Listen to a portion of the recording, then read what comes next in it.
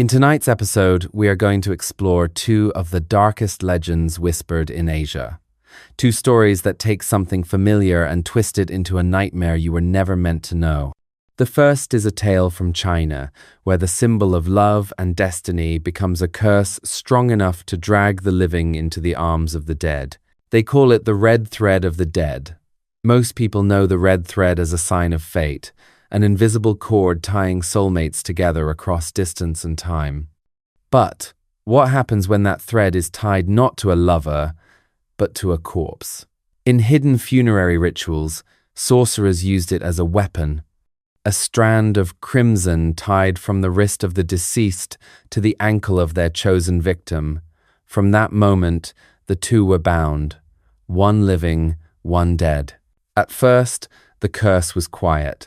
The victim would only dream of pale faces behind their eyelids, shadows they couldn't shake upon waking. But dreams never stayed dreams for long. The red thread promised something worse: scratches on the legs, cold hands clinging to their feet at night, and eventually, the tug, the midnight pull that no one ever returned from. This is the story of the red thread of the dead. The story begins in a quiet provincial town in southern China, a place where superstition still lingers in every alleyway, and where the dead are never truly considered gone. Our main character is a young university student named May. She had returned from the city during her summer break, eager for rest, but also carrying the weight of something darker. May had recently lost a close friend in a car accident, and though she never spoke of it, she carried guilt. She was supposed to meet him that night, but she cancelled at the last moment. He never made it home. When May arrived back to her grandmother's home in the countryside, the air itself seemed different, thick with heat, heavy with the smell of burning incense drifting from neighbors' windows. The town was preparing for the Ghost Festival, the annual time when it is believed the gates of the underworld open and spirits wander freely among the living. Red paper lanterns swayed outside the doorways, while paper money and offerings smoldered in metal basins along the roads. It should have been comforting, a tradition May had grown up with, but this year, everything felt off. Her grandmother noticed it too. The old woman, frail but sharp-eyed, whispered to May on her first night back.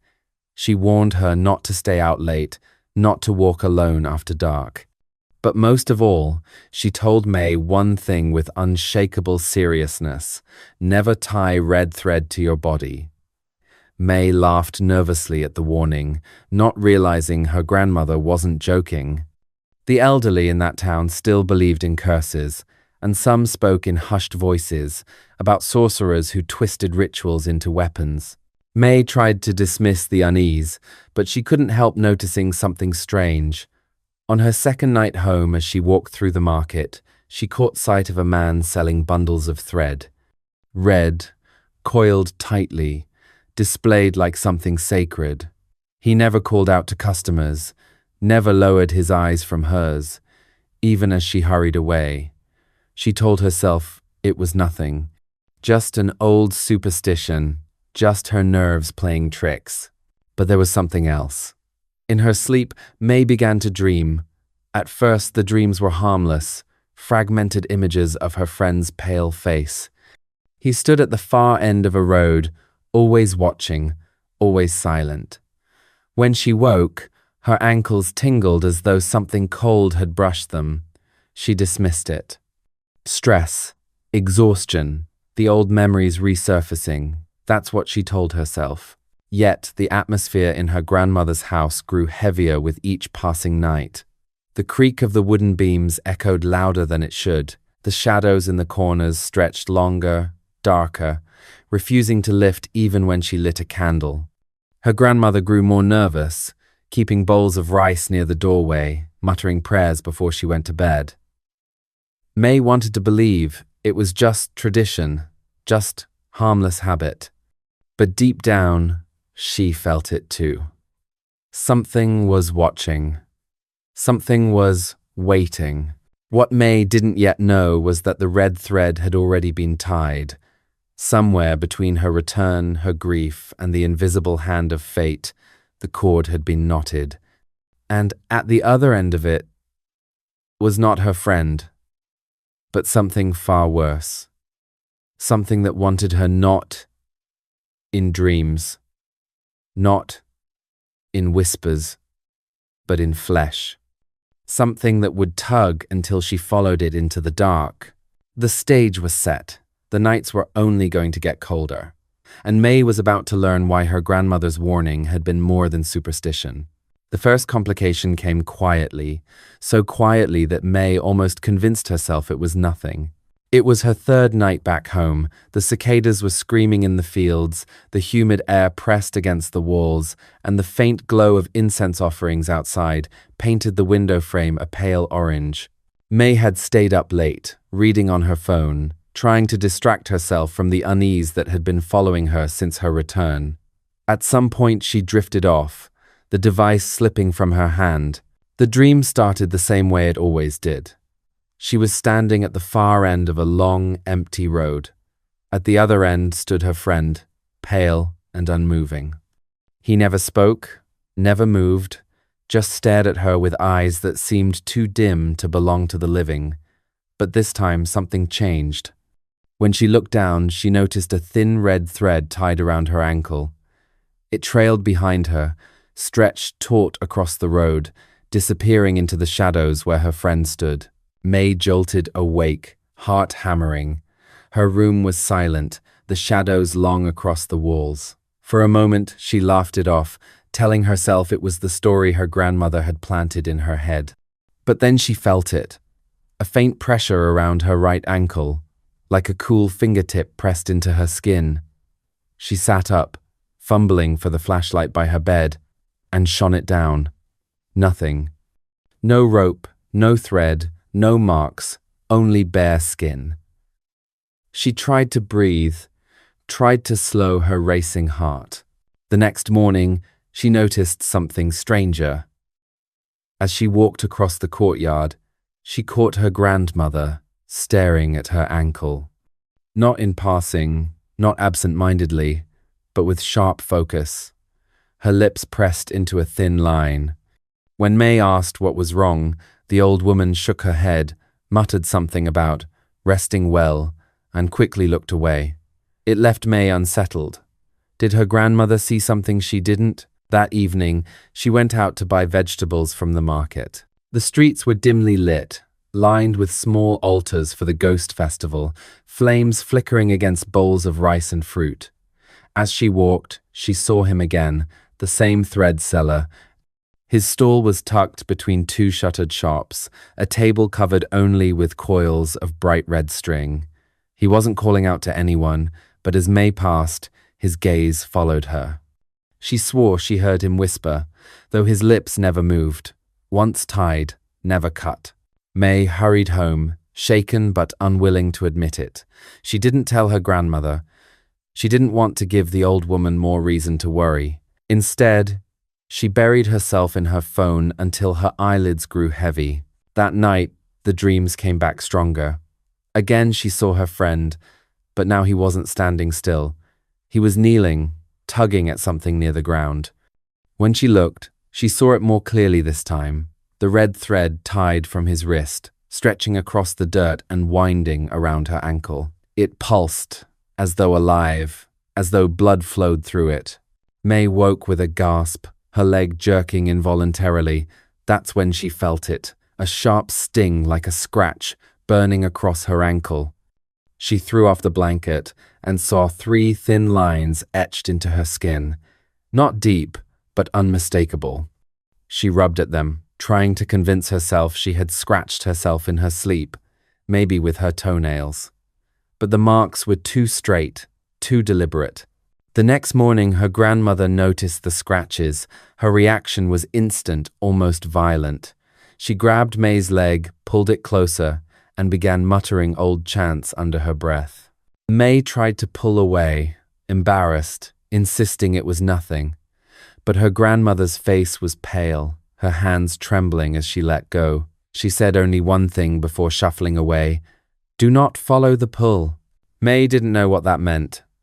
She didn't want to know, but the words clung to her mind all day. By the fourth night, the dreams had become unbearable. This time she felt herself unable to move, pinned down in her bed.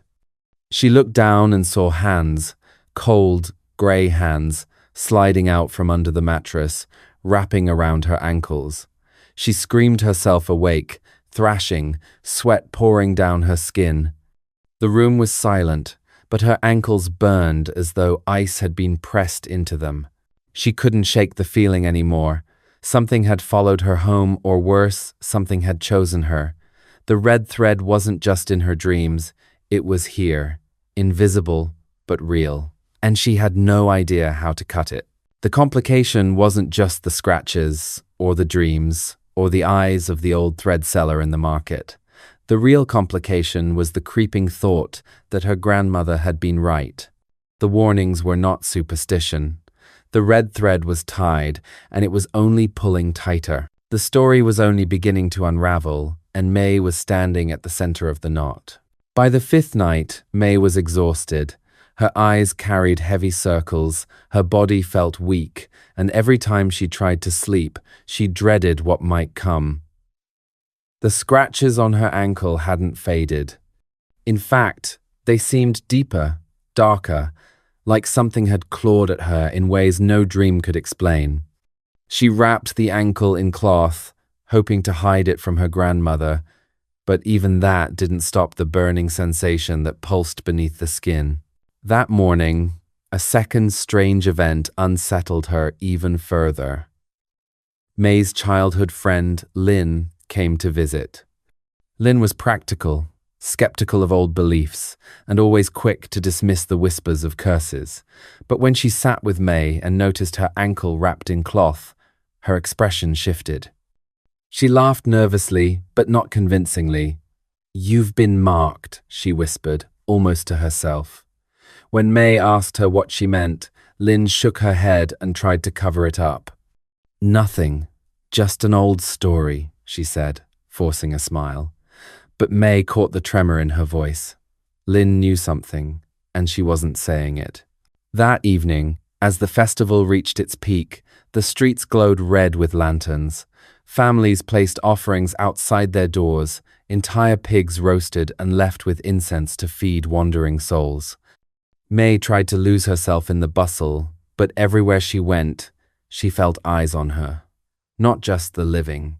At one point, she thought she saw her friend again, not in a dream, but standing at the end of the market lane, face pale, eyes empty.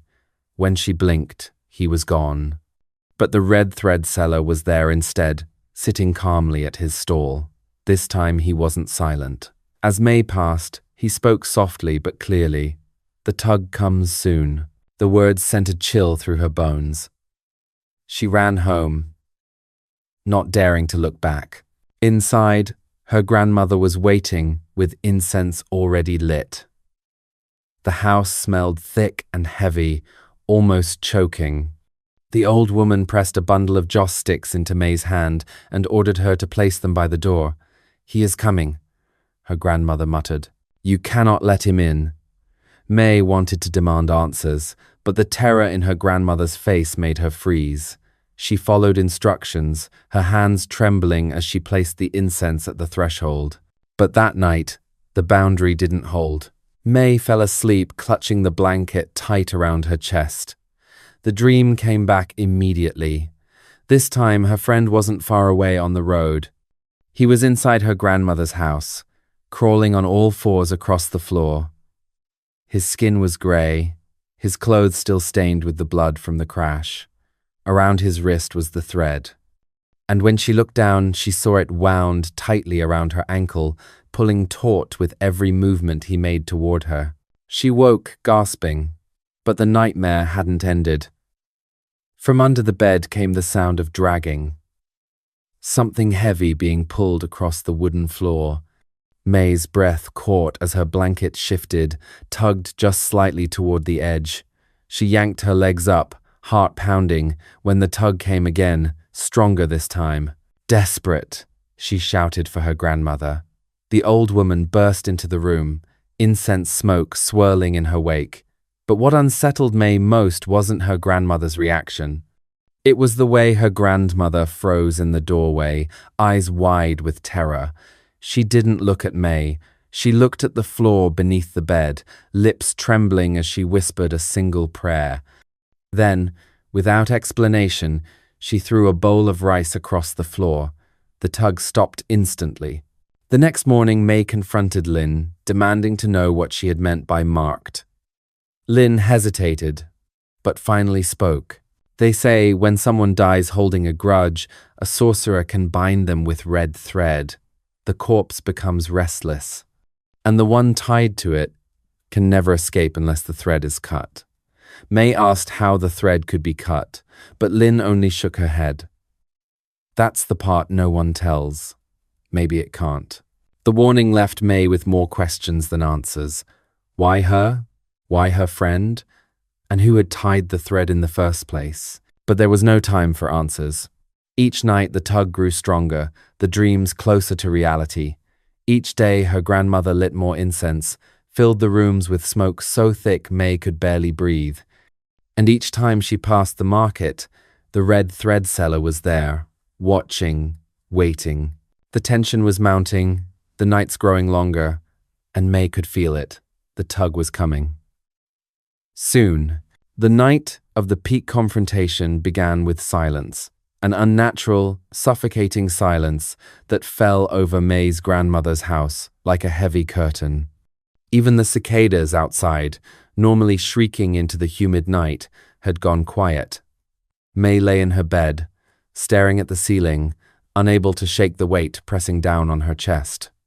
The incense sticks her grandmother had burned had long since turned to ash, and the faint smell of smoke mixed with the damp air.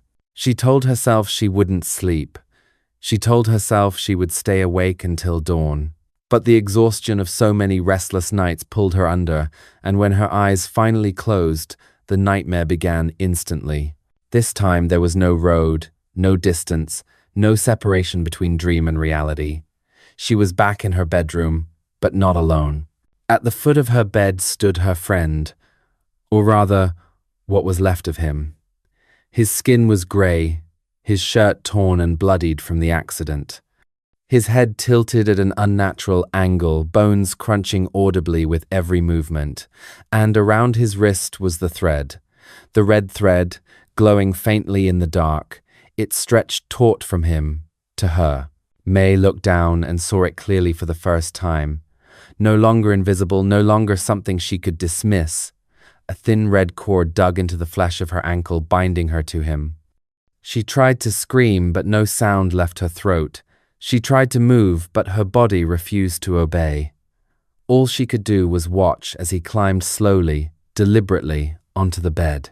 The mattress dipped, the sheets tightened. The thread pulled harder. Suddenly she felt it. A hand, cold, damp, impossibly heavy, clamped around her ankle. She thrashed, kicking wildly, but it only made the cord bite deeper into her skin. She could feel it cutting her, slicing as though it were alive. And then came the tug. Harder than anything she had ever felt before. Her body slid down the bed, her nails clawing at the sheets, desperate to anchor herself. At that moment, the door burst open.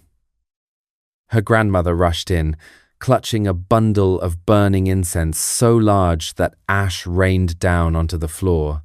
She moved faster than May thought possible, circling the bed, chanting in a voice that cracked with urgency. The room filled with smoke, thick and choking, and for a moment the tug weakened. The pressure on her ankle loosened just slightly. But the apparition didn't vanish. Instead, it turned its head toward the grandmother, its neck snapping into place with a grotesque crack. Its mouth opened wide, far too wide, and a sound came out, a low, guttural groan that vibrated through the walls. The thread glowed brighter, pulsing in rhythm with the sound, as though feeding off the spirit's rage. Her grandmother didn't stop. She grabbed a bowl of rice, scattering it in wide arcs across the floor. The walls, the bed itself. Each grain hit the thread like sparks, sizzling, hissing. The figure recoiled, but it didn't disappear. May's ankle bled freely now, the thread cutting deeper, refusing to release her. She screamed at her grandmother to make it stop. But the old woman's chanting only grew louder, more frantic, her voice breaking with every syllable. Then, from the corner of the room, another figure appeared. May's blood ran cold. It was the red thread seller, no longer at his market stall, no longer just a man. His body was thin, almost skeletal, his eyes dark pits that gleamed with malicious satisfaction. He didn't speak at first. He only watched. And then, calmly, he raised one hand and pulled at the thread, as though reeling in a fish. May's body jerked violently toward the end of the bed. The spirit of her friend grabbed at her legs, his fingers digging into her skin. She screamed, kicking, thrashing, but the pull was unstoppable. Her grandmother tried to intervene, throwing another bowl of rice, waving the burning incense, but this time it wasn't enough. The seller's presence was stronger than any charm, any chant. "What do you want from me?" May cried, her voice raw with terror. The red thread seller finally spoke. His voice was soft, almost tender, but laced with cruelty. "The dead never let go once they are bound. You were chosen the moment the knot was tied." The apparition of her friend lunged forward, his face inches from hers now, his cold breath brushing her cheek. His eyes were empty, but his expression was one of desperate hunger. May realized with dawning horror that this was no reunion, this was possession, this was a claim. Her grandmother shouted something in the old dialect, words May barely understood. But one word cut through clearly. Cut. The old woman was urging her to cut the thread. But with what? May's eyes darted around the room. The thread pulsed, bright and alive, pulling harder with each passing second. Her body was halfway off the bed now, her nails breaking as she clawed at the floorboards. The spirit was climbing onto her chest, pressing down, crushing the air from her lungs. The confusion was unbearable. Was the seller real, or just another spirit? Was her friend truly bound, or just a puppet for something darker? And most terrifying of all, if she did find a way to cut the thread, what would happen to her? To him? To both of them? The moment stretched, unbearable and suffocating. The tug grew stronger, the smoke grew thicker. And May realized she was balanced on the knife edge between the living and the dead. The night was no longer about survival. It was about choosing whether the bond could be broken or whether she would be dragged screaming into the dark. The smoke was suffocating, the chanting relentless, the pull on May's ankle unbearable. The room felt like it was collapsing inward, as though reality itself bent around the red thread. May clawed at the floor, desperate for air, desperate for release. Her grandmother's voice cracked in the haze, shouting for her to fight, to resist, to cut the bond before it was too late. Then, suddenly, the tug stopped. Not completely, but enough for May to gasp and drag herself back onto the bed. Her eyes darted to the figure at the corner of the room, the red thread seller. He stood unnervingly still, one skeletal hand still holding the thread, his hollow eyes fixed on her. Then he smiled. "You wonder who tied it," he said softly, almost gently. "It was not him. It was never him. It was me." The words hung in the air like poison. May's mind reeled. All this time she thought her friend's restless spirit had clung to her, that grief had bound them together. But now the truth cracked open. He had been nothing but a vessel, a corpse given purpose by the seller's ritual. The friend she thought she saw in her dreams wasn't reaching for her out of longing. He was being dragged toward her by something darker, something that wanted her life tethered to the grave. Her grandmother's chanting faltered. She looked at May with eyes full of sorrow, as though she had known all along but prayed it wasn't true. "A corpse binder," she whispered hoarsely. "They use the grief of the living to anchor the dead. The thread is not fate, child. It is a curse. The pieces began to fall into place, the strange stall at the market, the way the seller always appeared, always watching, the scratches on her ankle that seemed too precise, too intentional.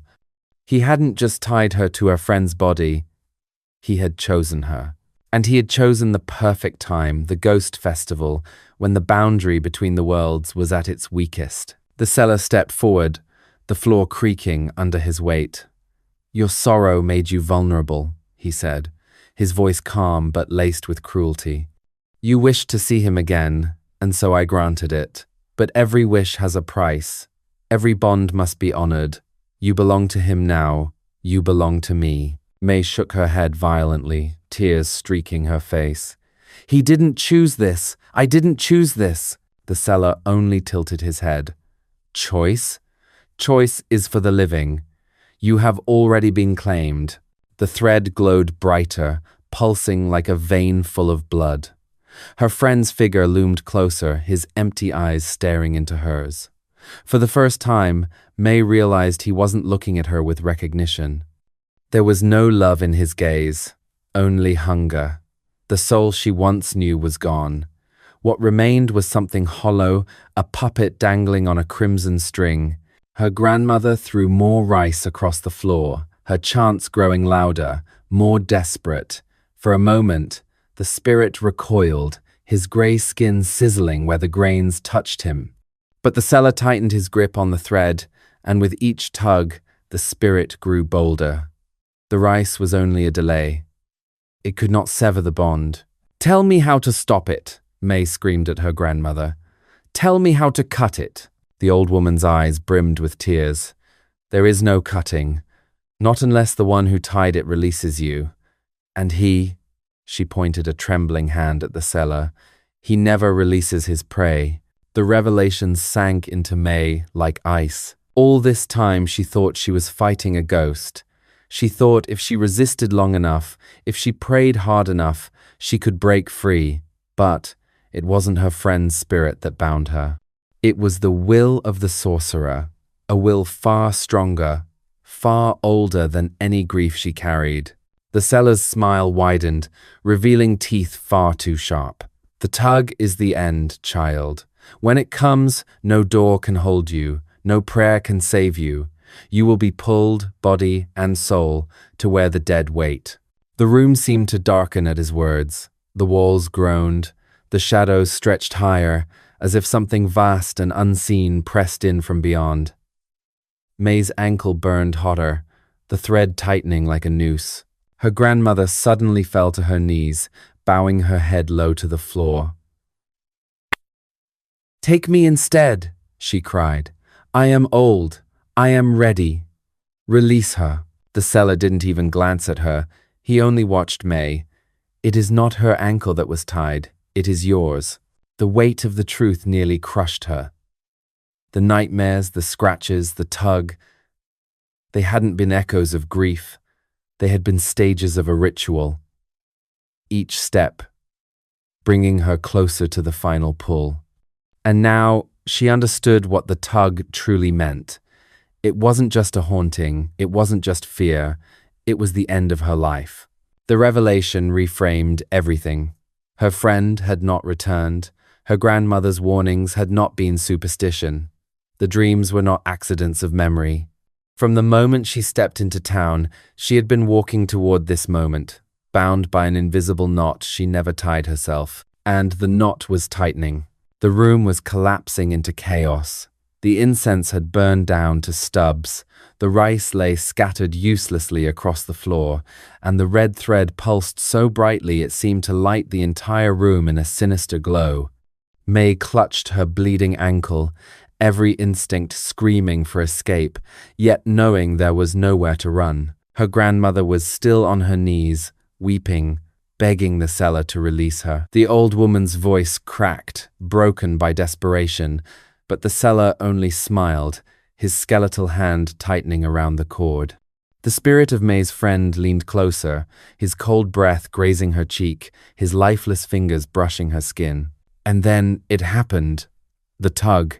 It came like a thunderclap, a violent pull so strong it lifted May halfway off the bed. She screamed, her nails tearing at the wooden floorboards, but the pull only grew stronger. Her grandmother reached out, clinging to her arm, chanting words that had long since lost their strength. The seller spoke one last time, his voice echoing like it came from somewhere far deeper than the room. The thread never breaks, it only tightens. And with that, May was gone. The bedsheets slumped empty, the air went still. Only the faint smell of blood lingered. Her grandmother collapsed forward, sobbing into the silence, while the cellar faded into the smoke, leaving behind nothing but a single strand of red thread curled neatly on the floorboards. Some say the old woman never spoke again. Others claim she wandered the village until her final days, clutching at invisible cords no one else could see. But the market still whispers about the cellar. The stall with nothing but coils of crimson string, waiting for another grieving soul to walk by. And sometimes, late at night, those who pass swear they hear it, the faint sound of dragging across the ground, the sound of something being pulled. Was May taken into the underworld that night, or is she still wandering, bound by the cord, searching for release? No one dares to answer, because the truth is simple. If you ever feel the brush of thread against your ankle in the dark, it's already too late. The red thread of the dead was only the first story tonight, a curse born from grief and twisted into a bond that dragged the living into the realm of the dead. But the world of dark rituals doesn't end there. In other corners of China, there are whispers of something even more disturbing, a practice that turns the very bodies of the dead into tools of sorcery. Where the red thread binds, this curse burns. Where one drags you into the underworld, the other brings the underworld into your home. Our next tale is not about thread or knots, but about oil, corpse oil. And once the lantern is lit, there is no way to extinguish the spirit it calls. This second story begins not in the bustle of a crowded city, but in the isolation of a small rural village, where the mountains press close and the air always carries the smell of damp earth. The kind of place where every family knows the tragedies of the other, and where old rituals are not spoken of openly, but whispered after dark. Here lives a man named Jian, a schoolteacher who had returned to the village after years in the city. He came back to take care of his ailing father, and perhaps, though he never admitted it, to escape a life that had worn him down with too much noise and too little meaning. At first, Jian found the silence comforting.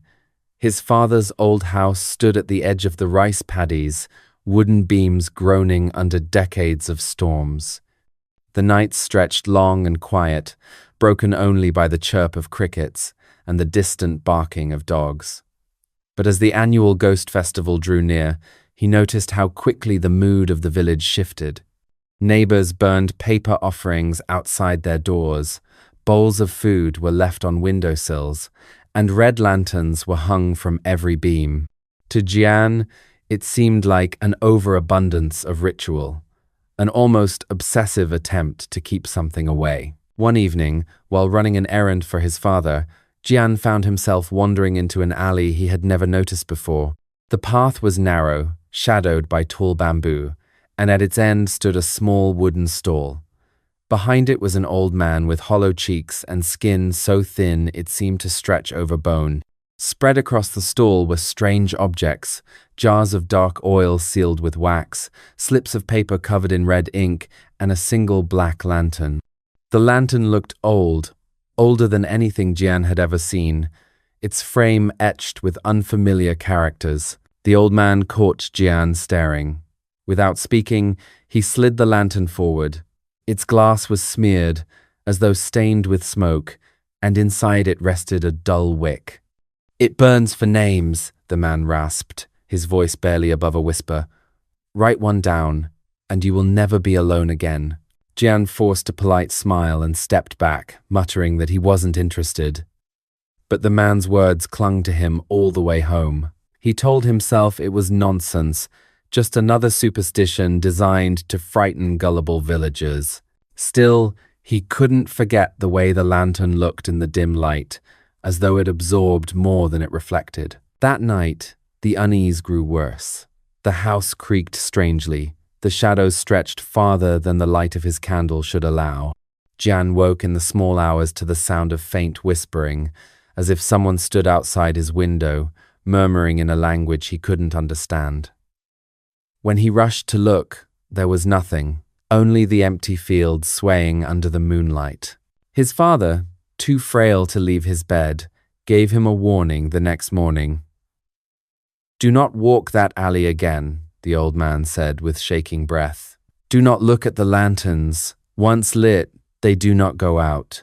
Jian wanted to dismiss it as the rambling of age, but deep down he felt it. Something in the village was wrong, and whatever it was, it had already noticed him. The stage was set. The village carried its secrets in silence, and Jian had walked too close to one of them. The black lantern was waiting, and the corpse oil curse was about to burn its way into his life. The first complication came on a night that should have been ordinary. Jian had spent the day repairing the leaking roof tiles above his father's bedroom, his hands raw from the work, his back aching.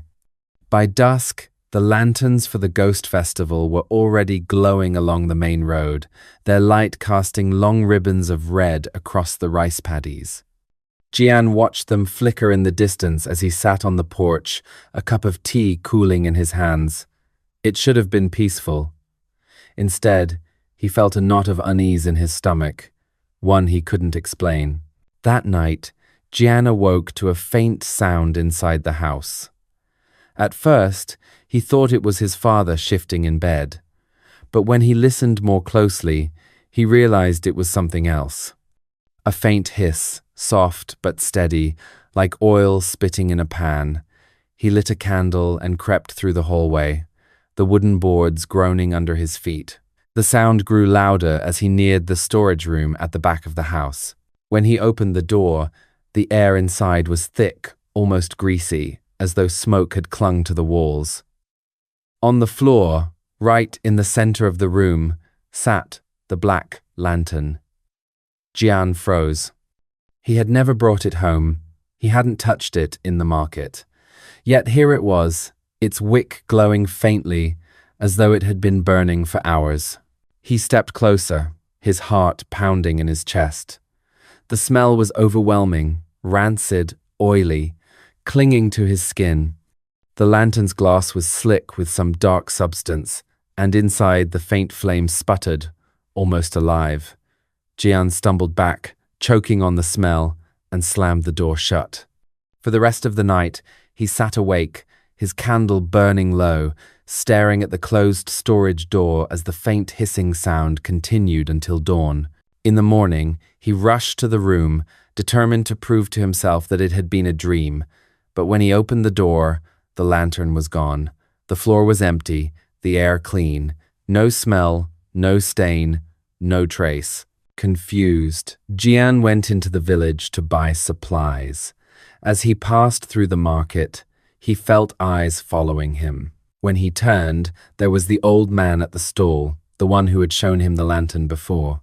This time the stall looked different, empty, bare. Only the black lantern remained, sitting on the table like it had never moved. The old man gave Jian a thin smile and whispered, "It burns once a name is chosen." Jian felt a chill run down his spine. "I didn't choose anything," he snapped, but his voice betrayed his fear. The old man said nothing, only nodded as though Jian had confirmed exactly what he wanted to hear.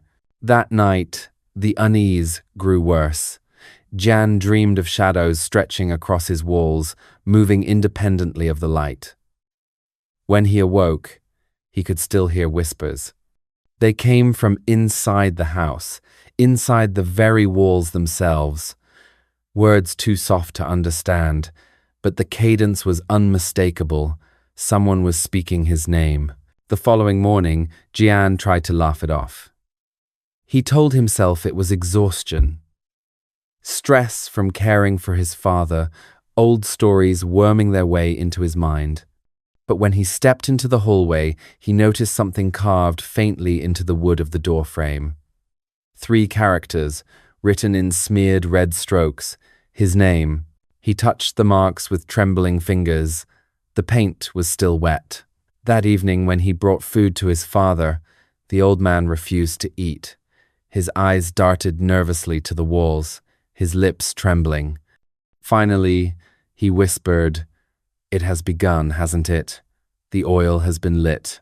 Jian demanded to know what he meant, but his father turned his face to the wall and would not speak another word. By the 3rd night, the house no longer felt like his own. Jian would sit in silence, yet he was never alone. Every shadow seemed too heavy, too deliberate, as though someone lingered just beyond sight. He caught glimpses of movement in the corner of his eye, shoulders brushing past doorways, long fingers curling around the edge of a wall. When he turned, there was nothing, but the whispers grew louder. Always the same. His name, over and over, breathed in voices that were not human. The first complication was no longer something he could ignore. The lantern had appeared. His name had been written. And now something followed him that he could not see, something bound to him by oil that should never have burned. The curse had chosen him. And it had only just begun to whisper. Jian tried to go about his days as if nothing was wrong, but the atmosphere in the house grew heavier with every hour.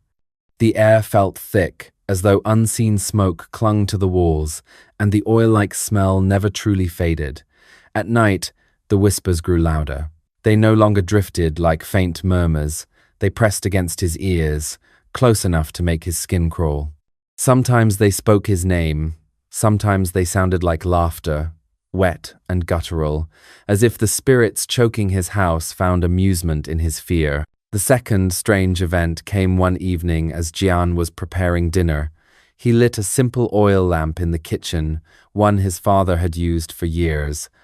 The flame flared unnaturally high, burning black at its edges, and the shadows it cast twisted in directions that made no sense. As Jian stared, the lamp sputtered and spat, throwing droplets of oil onto the table. The droplets writhed as if alive, forming the faint outline of characters. When Jian leaned closer, his breath caught in his throat. It spelled his name. Again, he doused the flame with shaking hands, the lamp crashing to the floor. His father, startled by the noise, hobbled into the room with his cane. But when he saw the black stains seared into the wood, his expression crumpled into despair. "You cannot outrun it now," he said in a trembling voice. "Once your name is written, it follows you until the end." Jian demanded an explanation, his frustration boiling over, but his father only shook his head. "To speak of it gives it strength. To deny it gives it hunger. There is no winning, my son." With that, the old man shuffled back to his room, leaving Jian furious and terrified. His father knew more than he was willing to say, and that silence felt like betrayal. The conflicting character emerged the next morning when Jian confronted the village elder. Desperate for answers, he begged the man to explain what the black lantern meant. The elder grew pale at the mention, glancing nervously toward the temple on the hill. He lowered his voice, almost hissing, and told Jian to leave the village immediately. "The one who lit the lantern does not choose by accident. If you stay here, you will drag us all into your curse." The words stung. Jian realized the elder wasn't warning him for his sake, but for the safety of the others. He wasn't seen as a victim, he was seen as a danger. When Jian protested, the elder turned cold, refusing to speak further. By the time Jian left, he could feel the eyes of villagers watching him from behind their doors, whispering as though he carried the plague. That night, the escalation grew unbearable. Jian awoke to find the room cloaked in unnatural darkness. The moonlight that usually spilled across the floor was gone, as if swallowed. His chest felt tight, his breath shallow, like invisible fingers were pressing against his throat. He tried to sit up, but a crushing weight pinned him to the bed.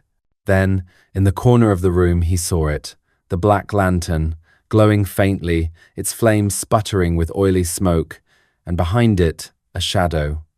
Not shapeless, not formless, but tall, with elongated limbs that reached nearly to the ceiling. Its head cocked unnaturally to one side, as though broken. And when Jian's eyes locked with the figures, it stepped forward. Slowly, deliberately. Panic seized him. He thrashed against the invisible weight, gasping for air, his nails tearing into the bedsheets. The whispers roared now, overlapping, dozens of voices chanting his name in unison. His vision blurred, the shadow looming closer. Suddenly, his father burst into the room, clutching a bundle of burning joss sticks. The smoke filled the air, acrid and bitter. The shadow recoiled, flickering like smoke itself. The weight lifted from Jian's chest, and he gasped, clutching his throat. "Never let the flame die," his father wheezed, thrusting the incense toward the lantern. "It is all that keeps it back." But as quickly as relief came, dread followed. Jian realized the warning wasn't a solution. The incense pushed the spirit back, but it didn't sever the bond. He was still tied. The lantern still burned. The curse still held. And the whispers promised only one thing. The haunting was not a passing storm. It was a descent. And he had only taken the first steps into the dark. The night of the peak confrontation began with a suffocating heat, as though the air itself had thickened inside Jian's father's house. The smell of rancid oil had become constant by then, seeping into every beam and board, clinging to Jian's clothes no matter how many times he tried to wash them. He hadn't slept properly in days. Every night he woke to whispers. Every night the lantern appeared in some corner of the house, its sickly flame sputtering as though it breathed. But this night was different. The flame didn't sputter. It roared. Jian awoke to the sound of glass shattering. He sat up in bed, sweat slick across his skin, and saw the lantern sitting on his desk. He hadn't brought it there. He never touched it, but its flame burned black and high, casting shadows that writhed like snakes across the walls. The whispers were no longer whispers. They were screams, dozens of voices shouting his name in perfect unison. Then the pressure came. Heavy, invisible hands clamped down on his shoulders, pinning him to the bed. He gasped for air as a crushing weight pressed against his chest, his ribs straining with every breath. Out of the corner of his eye, he saw them, figures crawling out from the shadows, their bodies twisted, skin hanging in strips. Their eyes were hollow, but their mouths moved, chanting in time with the flame. "Jian, Jian, Jian." His heart pounded so violently he thought it might tear itself apart. He tried to scream for his father, but no sound escaped. His body felt paralyzed, his arms heavy as stone. The figures crawled closer, their voices rising, filling his skull until he thought it might split. Then, suddenly, the door to his room slammed open. His father stood there, pale and trembling, clutching the largest bundle of incense Jian had ever seen. He was chanting in the old dialect, words Jian barely recognized, but that seemed to vibrate against the walls. The figures recoiled, their bodies dissolving into smoke, but the lantern's flame only flared brighter. Jian's father staggered to the desk and slammed the incense bundle directly beside the lantern. The smoke poured upward in thick, choking waves, colliding with the oily flame. The room filled with an unholy hiss, as though the lantern itself were alive and angry. "Who lit it?" Jian managed to gasp, his voice raw from the pressure on his chest. "Who cursed me?" His father looked at him with eyes full of grief. "Someone who wanted you gone. Someone who knew your name." The words shattered Jian's world. He had believed the curse was random, some accident of fate, but now he understood. Someone had written his name. Someone in the village had wanted this. The realization struck him with a terror deeper than the spirits crawling across his floor. This wasn't just the wrath of the dead, this was betrayal. The lantern's glass began to crack. Thin fractures spiderwebbed across its surface, leaking smoke so dark it seemed to swallow the candlelight from the rest of the room. The flame inside pulsed like a beating heart, every throb louder than the last. Jian's father shoved more incense into the fire, his chants rising in pitch, but it was like trying to hold back a flood with bare hands. The shadow from before returned, taller than the ceiling, its limbs stretching unnaturally long, its head cocked at a grotesque angle. It stepped forward, its body flickering as though half-formed, but its intent was clear. It wanted Jian. The chanting faltered. His father's voice cracked, his knees buckling under the strain. The incense began to sputter, the sticks burning down too quickly, consumed by the black smoke. In that moment of terror, Jian understood something that made his blood run cold. The spirits were not bound to the lantern. The lantern was bound to him. Even if destroyed, the flame would burn in his life until the curse ran its course. The shadow loomed closer, its long fingers reaching toward his face. The lantern pulsed one last time, the glass cracking wide open. The room erupted in a blast of heat and oily smoke, throwing Jian backward. His father collapsed beside him, coughing violently, the chanting broken. As the smoke cleared just enough for Jian to see, the shadow stood inches from him, its hollow face bent low, whispering words that chilled him to the bone. "You were chosen." Jian's perspective shattered in that moment. The haunting wasn't just some blind curse. It was deliberate, calculated. Someone in his world had lit the lantern with his name, and now the spirits would not rest until he was swallowed whole. The confusion twisted into terror. Who had done this? Why had they chosen him? And worst of all, how many nights remained before the lantern's flame burned his name into eternity? The aftermath of the lantern's eruption left the house heavy with smoke, the air slick with an oily residue that clung to Jian's skin. He coughed until his chest ached, his father wheezing beside him, the old man's frail body racked by violent spasms. When the shadows finally retreated into the walls, Jian thought for a moment that the worst had passed, but the lantern was still there. Its glass, though cracked, still held a faint pulsing flame, dim but alive. Jian crawled forward, desperate to smash it, to end it once and for all. But before his hand could touch the blackened frame, his father seized his arm with surprising strength. "No," he rasped, eyes wide with fear. "Destroying it won't save you. The bond is already sealed." The words froze Jian in place.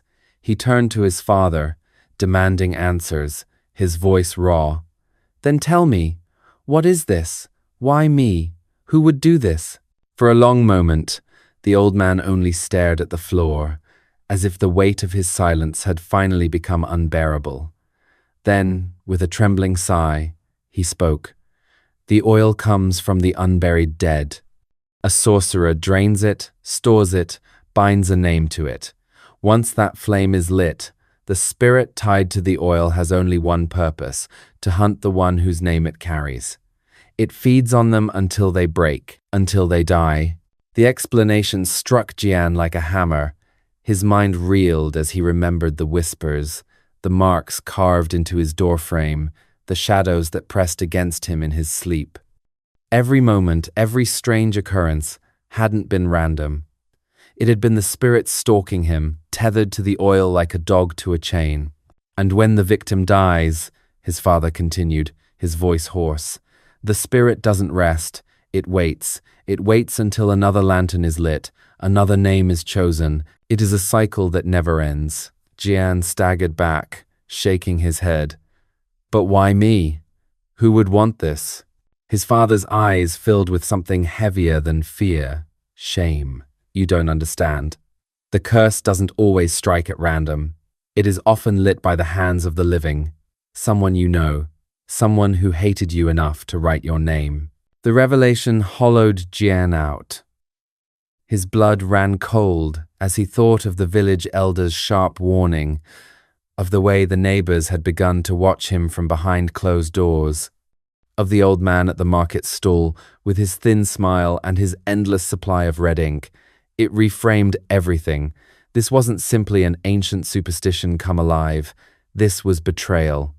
The hand that lit the lantern had been human, someone close enough to know his name. His thoughts spiraled. Could it have been a villager he had wronged without realizing? Someone jealous of his time in the city? Or was it more deliberate, tied to something in his family's past? His father's silence, his refusal to speak of the curse until now. What had he been hiding? The silence between them stretched, broken only by the hiss of the cracked lantern. Jian leaned forward, his voice shaking. "You knew this could happen. You knew the stories. Why didn't you warn me?" The old man closed his eyes, tears streaking down his weathered cheeks. "Because speaking its name draws it closer. Because even warnings feed it. I prayed it would never touch you. I prayed you would stay untouched by the cruelty of men who know how to use the dead. But it seems my prayers weren't enough." The words reframed the past days in Jian's mind with a crushing clarity. His father's silence, his refusal to explain, hadn't been ignorance. It had been fear. Fear that speaking the truth would quicken the curse's grip. And now, with his name already inscribed, with the flame already lit, there was no undoing it. The flame pulsed again, dim but steady, and Jian realized with a terrible certainty that the lantern was no longer the prison, it was the beacon. Destroying it wouldn't free him. It would only scatter the spirit loose, leaving it tethered to him in ways no ritual could contain. The oil didn't burn for light, it burned for him. His father reached out, placing a trembling hand on his shoulder. "You must understand, Jian, this is not just a haunting. It is a curse of memory, of betrayal. Someone you know lit this flame, and until you know who, you will never see peace." The revelation left Jian shaking, his stomach twisting in knots. He thought back to the alley stall, to the black lantern that had seemed to wait for him, to the seller's whispered words, "It burns for names." Now he understood. It had been waiting not for any name, but for his. The curse wasn't an accident, it was personal. And as the smoke lingered and the lantern pulsed in the corner, Jian realized the most terrifying truth of all. The greatest danger wasn't the spirit bound to the oil. It was the living hand that had lit the flame in the first place. The house was silent except for the faint hiss of the lantern, its cracked glass still pulsing with that unnatural, oily glow. Jian sat frozen, his father's revelation echoing in his ears. Someone had lit it. Someone had written his name. He rose unsteadily, every board beneath his feet creaking like it might give way. His father tried to call after him, his voice weak, but Jian ignored it. He stumbled out onto the porch, the humid night air hitting him like a wall. The village lay in silence, red paper lanterns swaying gently above the darkened road. For the first time, Jian saw it differently. Every lantern, every offering, every smoldering bowl of incense, none of it was tradition anymore. It was fear. A collective effort to keep something at bay. And now he was the one carrying it. As he walked down the road, he caught sight of a figure standing at the far end of the alley. Thin, unmoving, cloaked in shadow. The same place he had first seen the black lantern. The figure didn't move, didn't speak, but Jian swore he saw the faint outline of a smile. The whispers returned then, drifting through the night air, soft but sharp enough to freeze his blood. They weren't coming from the house. They weren't coming from the shadows. They were coming from inside his own chest, his own breath. The oil had marked him. The flame had chosen him. Jian staggered back toward the house, but when he reached the door, his father was gone. The bed was empty, the incense burned to ash. Only a smear of black oil stained the floorboards where he had stood. Jian turned, heart pounding, but the road outside was empty now. No figure. No smile, only silence. And then, faintly, almost imperceptibly, the lantern hissed from somewhere deeper inside the house. Its flame sputtered. It was still burning. Was it the spirit waiting for him, or the hand of the living who had lit it in the first place? Jian never found the answer. The oil doesn't forget. The flame never dies. I hope you enjoyed these stories. If you like them and want to listen to more, feel free to subscribe and put on your notifications. I upload almost every day. Wish you all the best.